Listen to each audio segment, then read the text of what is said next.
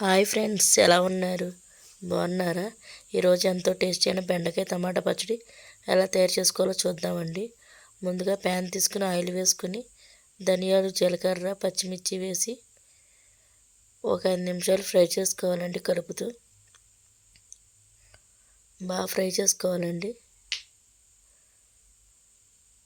బాగా ఫ్రై అయిన దాన్ని ఒక గిన్నెలో తీసుకోవాలండి. తీసుకుని అదే ప్యాన్లో బెండకాయలు వేసుకోవాలండి. వేసుకొని కలుపుతూ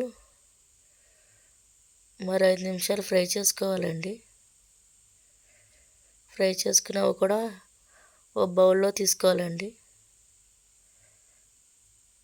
తీసుకుని అదే ప్యాన్లో కొంచెం ఆయిల్ వేసుకొని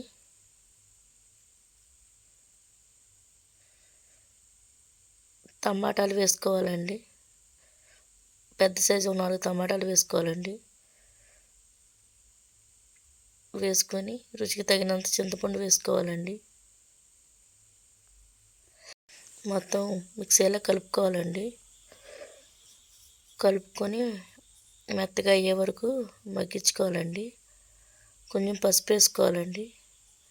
వేసుకొని మొత్తం మిక్సీలో కలుపుకొని టమాటాలు బాగా మగ్గే వరకు మగ్గించుకోవాలండి.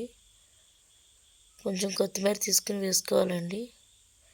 వేసుకొని టమాటాలపై పై తోలు మగ్గేదాకా మగ్గించుకోవాలండి. నూనె పైకి తేలుతుందండి. బాగా మగ్గినాయండి. అప్పుడు స్టవ్ ఆఫ్ చేసుకోవాలండి. ఒక మిక్సీ జార్ తీసుకొని పచ్చిమిర్చి, ధనియాలు, జీలకర్ర, ఒక వెల్లుల్లిపాయ, సాల్ట్ వేసుకొని మిక్సీ పట్టుకోవాలండి.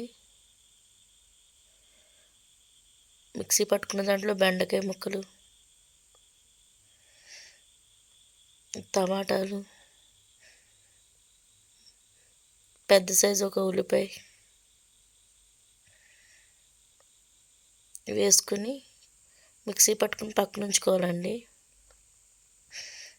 మరో ప్యాన్ తీసుకుని ఆయిల్ వేసుకుని జీలకర్ర, ఆవాలు, ఎండుమిర్చి, కరివేపాకు అన్నీ వేసుకుని తాలింపు వేసుకోవాలండి.